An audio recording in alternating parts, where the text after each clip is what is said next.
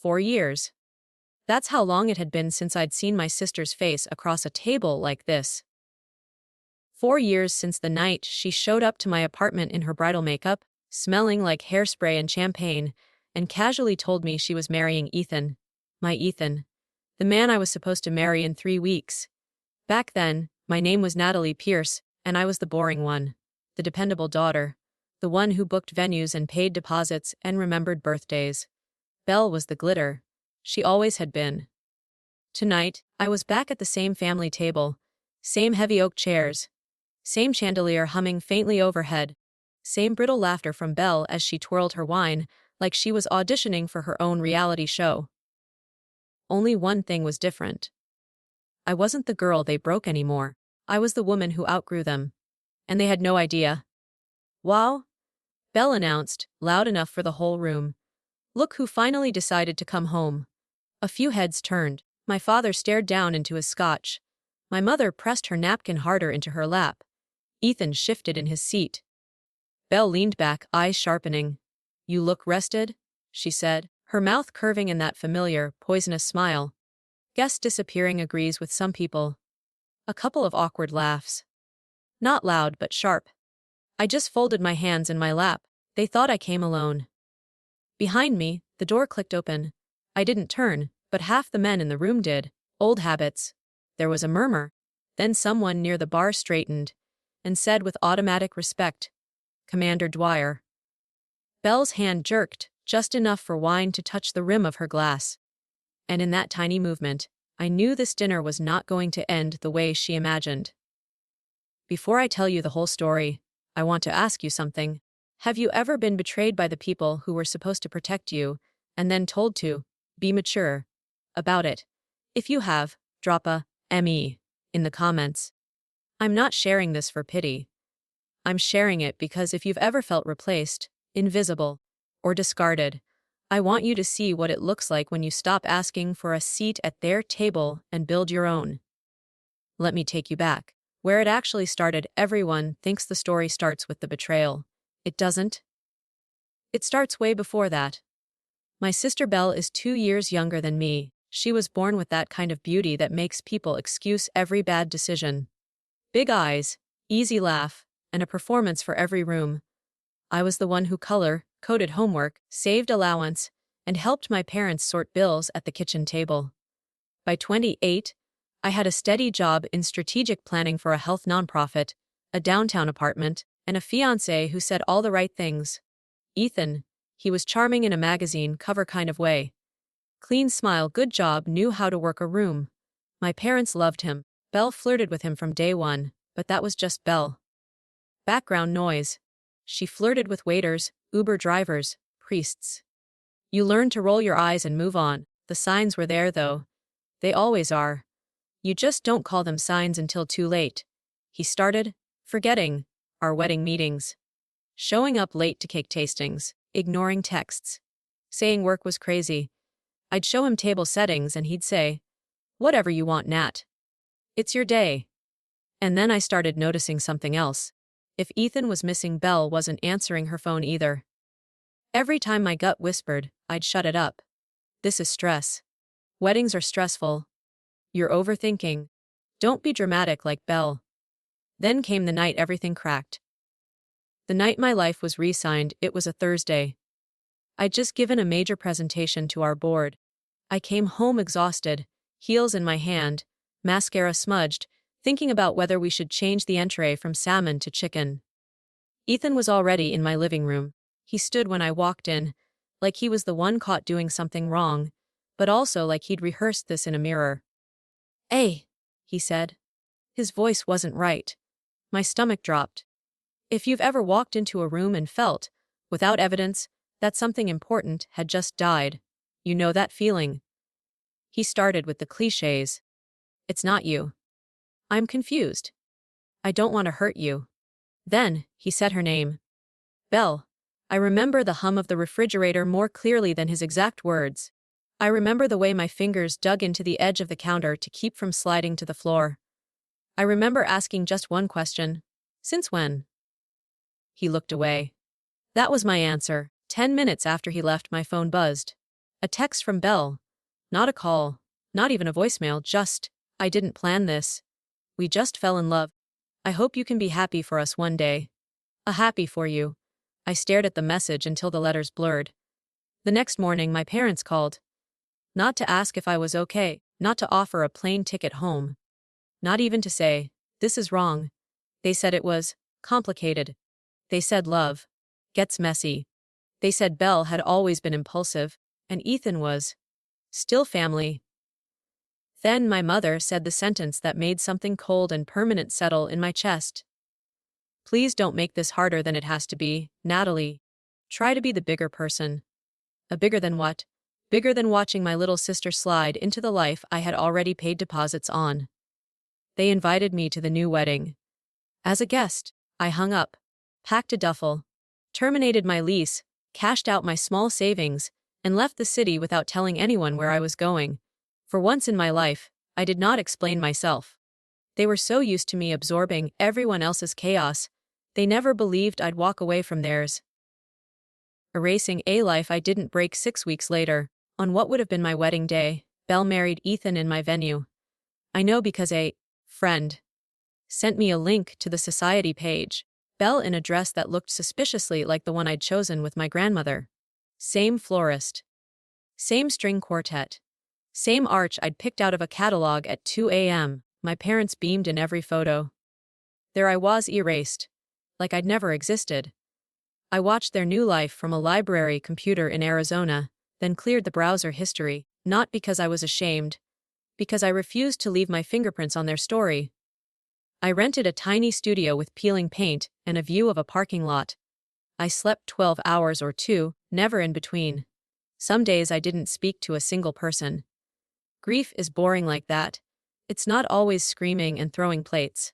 Sometimes it's just staring at a wall while your coffee goes cold. But emptiness is also an invitation, if you let it be. The room that woke me up one rainy Tuesday, yes. Arizona gets those. I wandered into a community center because there was free coffee and I'd forgotten how to be around people. They were hosting a resource fair, job training, housing help, a table with pamphlets about trauma, addiction, domestic violence. At the back of the room, a woman in jeans and a blazer was talking to a circle of maybe 10 women. No microphone, no slideshow. Just a whiteboard and a marker. On the top, she'd written, "Why you are not mohachi apa ini to yoyu." I sat in the back with my paper cup and listened. She talked about women who'd been thrown away by the people and systems that were supposed to protect them.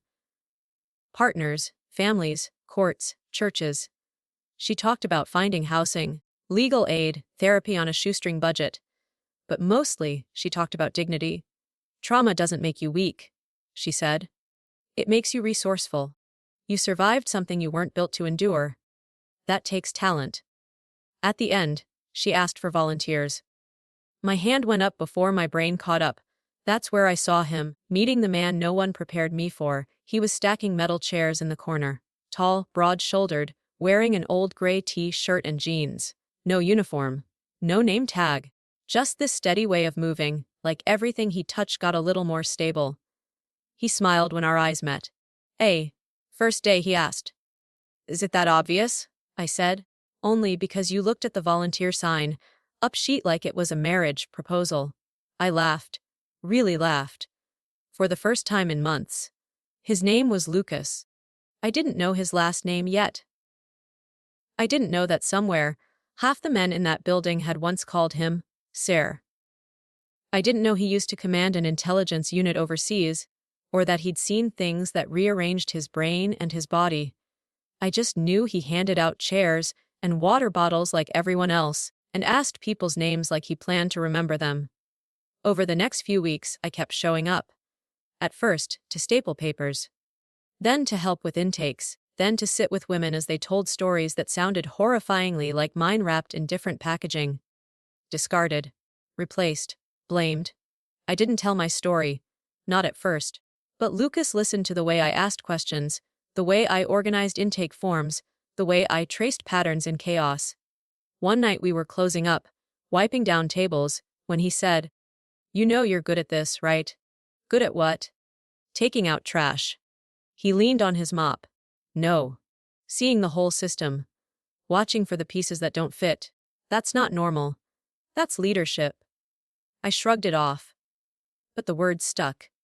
Building something they couldn't touch months turned into a year. I took a job with the center, then helped launch a new program, transitional housing and job training for women leaving abusive homes and high-control families. We called it the Second Light Project. Lucas handled the veterans' outreach and policy meetings.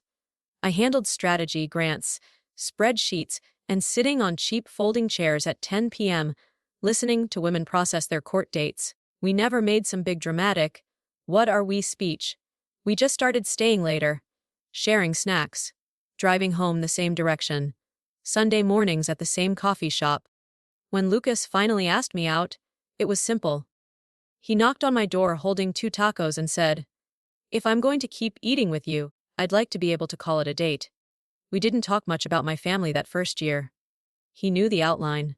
Sister, fiancé, replacement, vanishing act. He never called them monsters. Never told me to forgive them either. He just said, "You get to decide how much of your story they still own." One winter night, we were sitting on the steps outside my apartment, wrapped in a blanket because the heater had died again. My hands were cold and empty. Lucas reached into his jacket and pulled out a little navy box. "Before I met you," he said, "I thought my life was already in the rearview mirror, just a story I'd tell other people."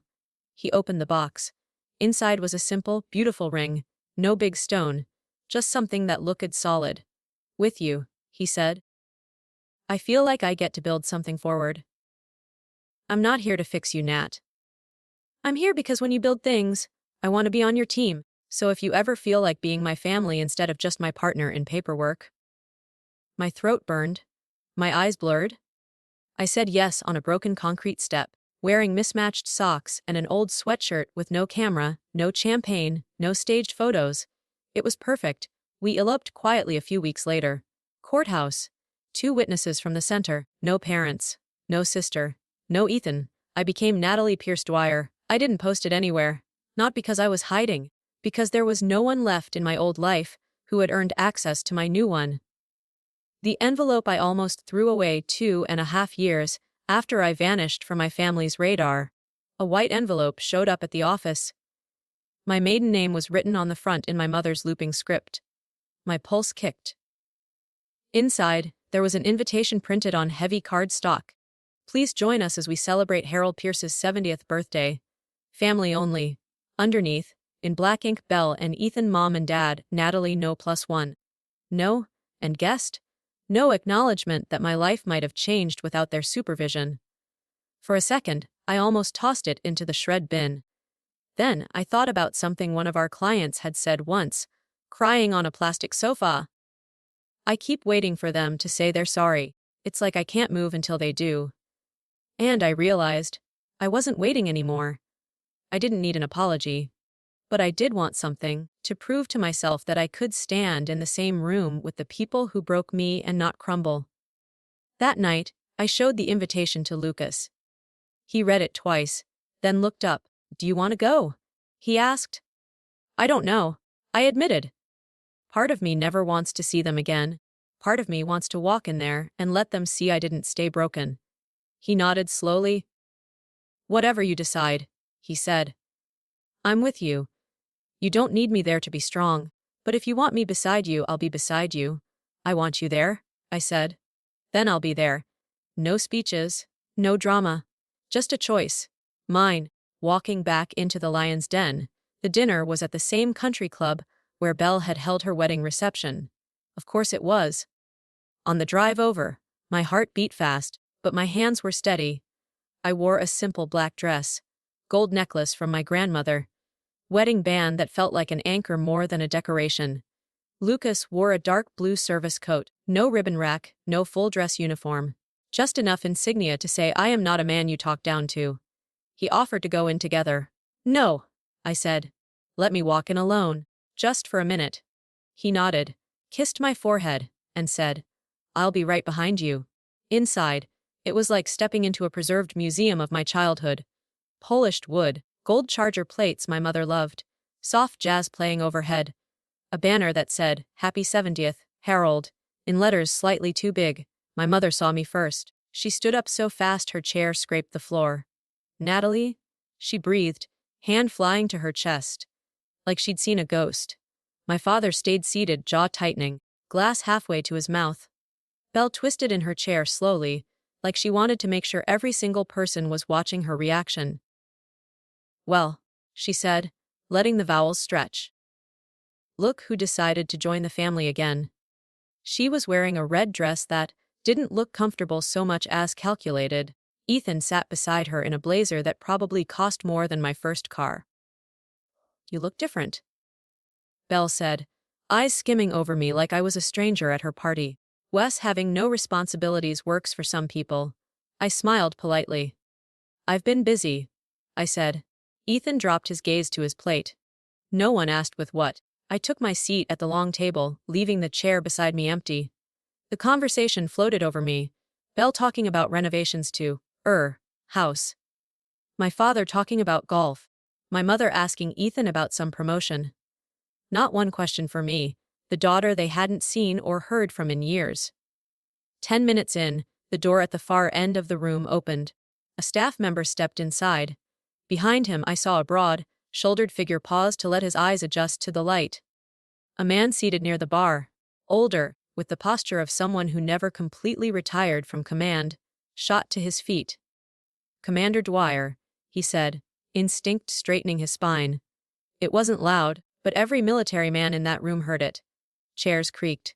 Heads turned. Belle's fingers clenched around her fork. Lucas crossed the room with unhurried steps. Not arrogant. Not apologetic, just centered. He walked straight to me, like everyone else in the room was background noise. He bent down, kissed my temple, then turned to the table. Good evening, he said. Sorry I'm late. Traffic, Lucas? I said, my voice calm. This is my family. He nodded once. I know. Then, to the table. I'm Lucas Dwyer, Natalie's husband. The word hung there like a dropped glass. My mother's mouth fell open. My father's knuckles whitened around his drink. Ethan went pale. Belle actually laughed, a short, disbelieving sound. Husband. She repeated. Wow, Nat. That was fast, 3 years. I said evenly. We took our time. Watching the power shift dinner resumed in a strange, forced way. People cutting food they didn't taste. Staring too long at their napkins. Lucas sat beside me, not inserting himself, just present. My father finally cleared his throat and asked a question about where we were living.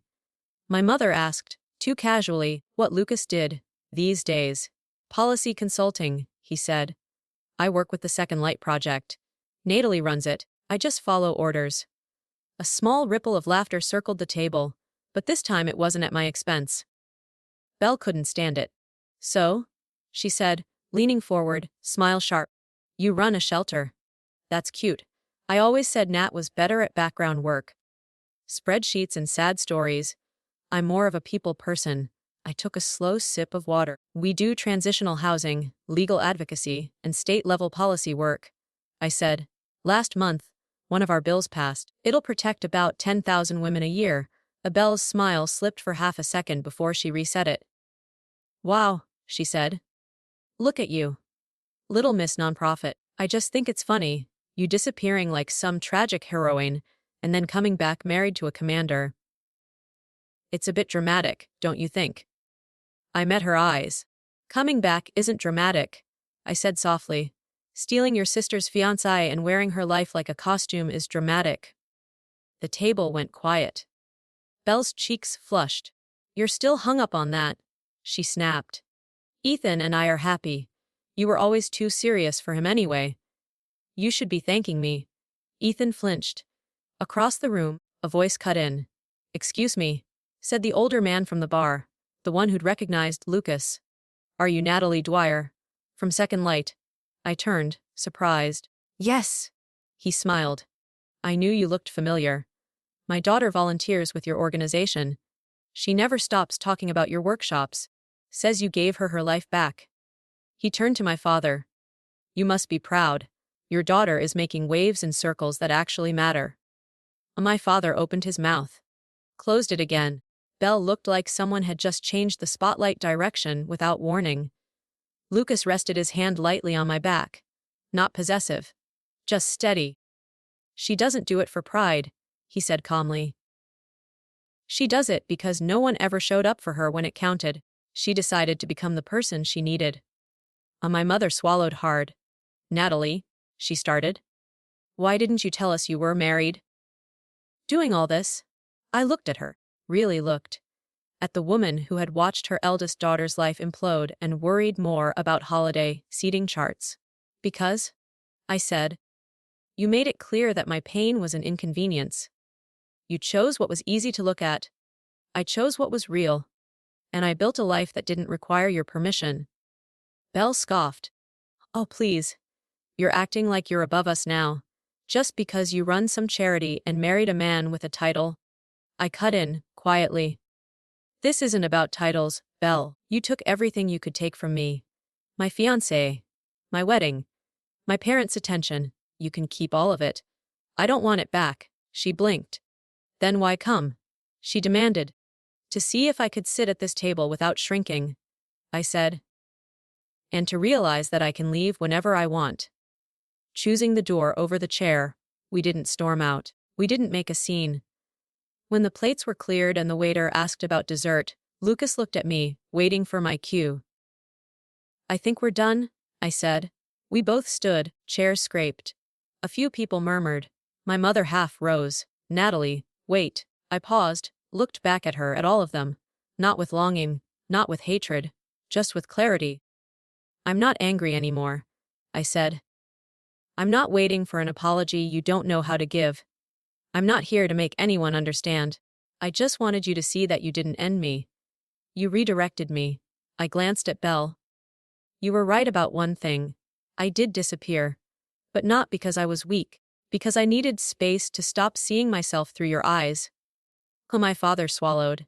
Ethan stared at the table. Belle's mouth trembled like she wanted to spit something cruel and couldn't find the words. Take care of yourselves, I said. Then I turned and walked out, Lucas beside me, his hand finding mine like it had 1,000 times before. Outside, the air felt colder and cleaner. In the car, neither of us spoke for a minute. Then Lucas reached over, laced our fingers together, and said, You did that. Did what? I asked. Walked into the fire you didn't start, and walked back out without burning. I looked out at the dark road ahead. For years, I thought healing meant making them see the truth. Forcing them to admit they were wrong. Winning the argument. Now I know better. Healing is when you realize you don't need them to see you at all. If you're still watching this, and you've been the forgotten one, the discarded one, the one who left the toxic table and wondered if you were crazy for doing it. You're not crazy. You're courageous. You are allowed to choose distance over disrespect. You are allowed to build a life that the people who hurt you will never get to tour. If you relate, drop ISOS in the comments so I know you're out there. Because in the end, I didn't go back to reclaim what Belle stole. I went back to close the door, and this time, it's staying closed.